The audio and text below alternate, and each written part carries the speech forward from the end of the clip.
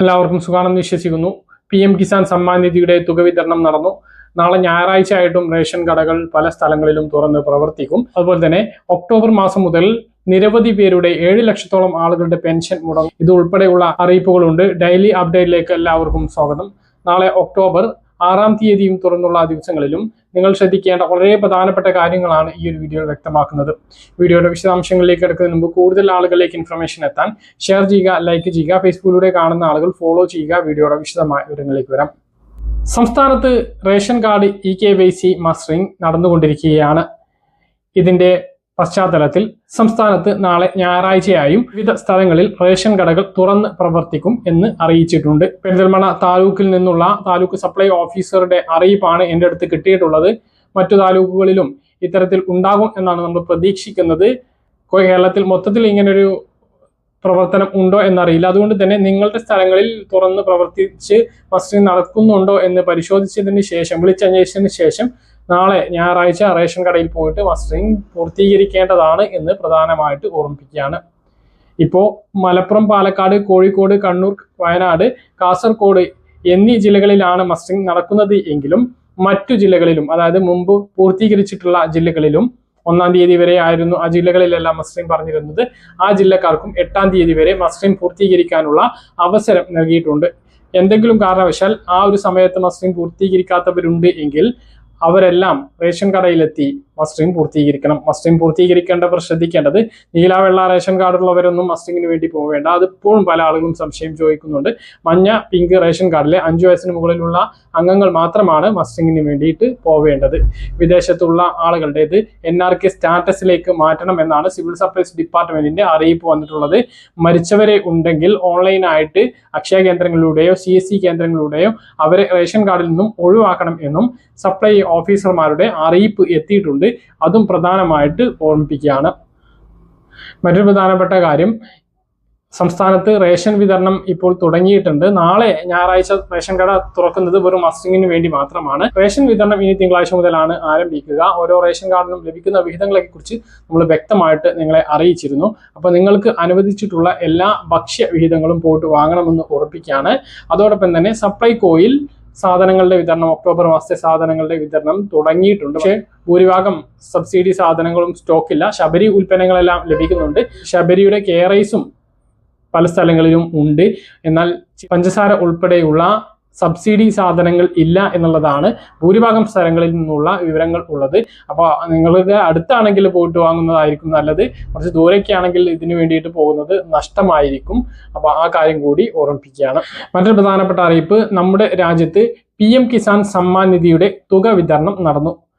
ഇന്ന് ഉച്ചക്ക് 12 മണിക്ക് ആരംഭിച്ച ചടങ്ങിൽ ഏകദേശം 2 മണിയോട് കൂടിയിട്ടാണ് പ്രധാനമന്ത്രി നരേന്ദ്രമോദി PM കിസാൻ സമ്മാൻ നിധിയുടെ തുക വിതരണം നടത്തിയത്. മഹാരാഷ്ട്രയിൽ വെച്ച് നടന്ന ചടങ്ങിൽ പതിവ് പോലെ പ്രധാനമന്ത്രി റിമോട്ട് സ്വിച്ച് ഓൺ കർമ്മത്തിലൂടെയാണ് ഈ ചടങ്ങ് നിർവഹിച്ചത്. മഹാരാഷ്ട്ര മുഖ്യമന്ത്രി ഏകനാഥ് ഷിൻഡെ ഉൾപ്പെടെയുള്ള പ്രമുഖ നേതാക്കൾ ചടങ്ങിൽ പങ്കെടുത്തിരുന്നു. അതിനുശേഷമാണ് തുക അക്കൗണ്ടിലേക്ക് എത്തുക എന്ന് പറഞ്ഞിട്ടുള്ളത്. ആർക്കെങ്കിലും തുക എത്തിയിട്ടുണ്ട് എങ്കിൽ താഴെ ഒന്ന് കമന്റ് ആയിട്ട് അറിയിക്കാൻ മറക്കരുത്. ഇപ്പോൾ വീക്കെൻഡ് ആയതുകൊണ്ട് തന്നെ ബാങ്ക് അക്കൗണ്ടിൽ നിന്നും ഇന്ന് തുക എത്തിയിട്ടില്ലെങ്കിൽ നാളെ എത്താൻ സാധ്യതയില്ല. ഞായറാഴ്ച ആയതുകൊണ്ട് തന്നെ തിങ്കളാഴ്ചയായിരിക്കും തുക ഭൂരിഭാഗം ആളുകൾക്കും എത്താനുള്ള സാധ്യത എന്നുള്ളതും കൂടി ഓർമ്മിപ്പിക്കുകയാണ്. അപ്പോൾ PM കിസാൻ സമ്മാൻ നിധിയുടെ തുക വിതരണം ആരംഭിച്ചിട്ടുണ്ട് എന്നുള്ള പ്രധാന അറിയിപ്പാണ് പറയാനുള്ളത്. മറ്റൊരു പ്രധാനപ്പെട്ട കാര്യം പറയാനുള്ളത് പെൻഷന്റെ കാര്യമാണ്. സംസ്ഥാനത്ത് സാമൂഹ്യ സുരക്ഷാ പെൻഷൻ മസ്റ്ററിംഗ് പൂർത്തീകരിച്ചു. ഈ പൂർത്തീകരിച്ച സമയത്ത് സംസ്ഥാനത്തിൽ 7 ലക്ഷത്തോളം ആളുകളുടെ പെൻഷനാണ് മുടങ്ങാൻ പോകുന്നത്. 7 ലക്ഷത്തോളം ആളുകളാണ് പെൻഷൻ മസ്റ്ററിംഗ് പൂർത്തീകരിക്കാതെ ഒഴിവായിട്ടുള്ളത്. വിവിധ ജില്ലകളുടെ കണക്കാണ് ഇപ്പോൾ നമുക്ക് ലഭിച്ചിട്ടുള്ളത്. മലപ്പുറം ജില്ലയിൽ 35,947 പേർ ഇനിയും മസ്റ്ററിംഗ് പൂർത്തീകരിക്കാത്തതിന്റെ പേരിൽ പെൻഷൻ പട്ടികയിൽ നിന്നും പുറത്തായിട്ടുണ്ട്. വിവിധ ജില്ലകളിലും ഇങ്ങനെ തന്നെയാണ് കണക്കുള്ളത്. മലപ്പുറം ജില്ലയിൽ 5,31,423 പേരാണ് പെൻഷൻ വാങ്ങുന്നവരായിട്ടുള്ളത്. 4,95,476 പേര് മാത്രമാണ് മസ്റ്ററിംഗ് പൂർത്തീകരിച്ചിട്ടുള്ളത്. ബാക്കി മസ്റ്ററിംഗ് പൂർത്തീകരിക്കാത്തവർക്ക് ഈ അടുത്ത മാസം മുതൽ പെൻഷൻ ലഭിക്കില്ല. അങ്ങനെയാണ് എങ്കിലും ഈ 20-ാം തീയതി വരെ അക്ഷയ കേന്ദ്രങ്ങളിലൂടെ മസ്റ്ററിംഗ് ചെയ്യാനുള്ള അവസരമുണ്ട്. പക്ഷേ ഒരു മാസത്തെ പെൻഷൻ മുടങ്ങാനുള്ള സാധ്യതയുണ്ട്. മസ്റ്ററിംഗ് പൂർത്തീകരിച്ചാൽ പോലും ഒരു മാസത്തെ പെൻഷൻ അവർക്ക് മുടങ്ങുന്ന സാഹചര്യമാണുള്ളത്. ഇനി ഈ മാസം പൂർത്തീകരിക്കും പൂർത്തീകരിക്കാൻ കഴിഞ്ഞിട്ടില്ലെങ്കിൽ അടുത്ത മാസവും എല്ലാ മാസവും 1-ാം തീയതി മുതൽ 20-ാം തീയതി വരെ അക്ഷയ കേന്ദ്രങ്ങളിലൂടെ മസ്റ്ററിംഗ് പൂർത്തീകരിക്കാനുള്ള അവസരം ഉണ്ടായിരിക്കുന്നതാണ്. അപ്പോൾ സംസ്ഥാനത്തുടനീളം വിവിധ ആളുകളുടെ പെൻഷനാണ് മുടങ്ങാൻ പോകുന്നത്. 7 ലക്ഷത്തോളം ആളുകളുടെ പെൻഷനാണ് മുടങ്ങുന്നത്. ഇനി ഇതുകൂടാതെ വാർഷിക വരുമാന സർട്ടിഫിക്കറ്റ് സർക്കാർ ആവശ്യപ്പെടാനുള്ള സാധ്യതയുണ്ട്. സർക്കാരിന്റെ ഔദ്യോഗികമായിട്ടുള്ള അറിയിപ്പുകളോ സൂചനകളൊന്നും ലഭിച്ചിട്ടില്ല എങ്കിലും സേവന വെബ്സൈറ്റിൽ അതിനൊരു പ്രത്യേക കോളം ഉണ്ട്. അപ്പോൾ അതും എല്ലാ വർഷവും നടത്തും എന്ന് കഴിഞ്ഞ വർഷം പറഞ്ഞതുകൊണ്ട് തന്നെ അതും ആവശ്യപ്പെടാനുള്ള സാധ്യതയുണ്ട്. 1 ലക്ഷത്തിന് മുകളിലുള്ളവരെയും പെൻഷൻ പട്ടികയിൽ നിന്നും ഒഴിവാക്കുന്ന ഒരു സാഹചര്യം ഉണ്ടാകും. വീട് കയറിയിട്ടുള്ള പരിശോധന പിന്നീട് ഉണ്ടാകും. അത് ഇടയ്ക്കിടയ്ക്ക് പറയുന്നതാണ്. പക്ഷേ ഈ തുടക്കത്തിൽ, അതായത് പെൻഷൻ അപേക്ഷിക്കുന്ന സമയത്തുള്ള പരിശോധന മാത്രമേ ഇതുവരെ നടന്നിട്ടുള്ളൂ. വീട് കയറിയിട്ട് അനർഹരാണോ എന്ന പരിശോധന ഇതുവരെ നടന്നിട്ടില്ല. പക്ഷേ അങ്ങനെ നടത്തും എന്നാണ് പറയുന്നത്. എല്ലാ മാസവും മുടങ്ങാതെ ഇനി അങ്ങോട്ട് പെൻഷൻ ലഭിക്കും എന്നും ഡിസംബറിൽ 1 മാസത്തെ പെൻഷൻ കുടിശ്ശിക കൂടി നൽകും എന്നുമാണ് അറിയിച്ചിട്ടുള്ളത്. ഈ ഒക്ടോബർ മാസത്തിൽ 1600 തന്നെയാണ് ലഭിക്കുക. ഒക്ടോബർ 20-ന് ശേഷം 25ഓട് കൂടിയിട്ട് ഈ ഒരു പെൻഷൻ തുക വിതരണം ആരംഭിക്കും. ഒരു സെപ്റ്റംബർ 5ഓട് കൂടി കയ്യിൽ വിതരണവും ഇത് പൂർത്തീകരിക്കുന്നതാണ്. ഇതാണ് പെൻഷനുമായി ബന്ധപ്പെട്ട് ഏറ്റവും പ്രധാനപ്പെട്ട അറിയിപ്പായിട്ട് വന്നിട്ടുള്ളത്.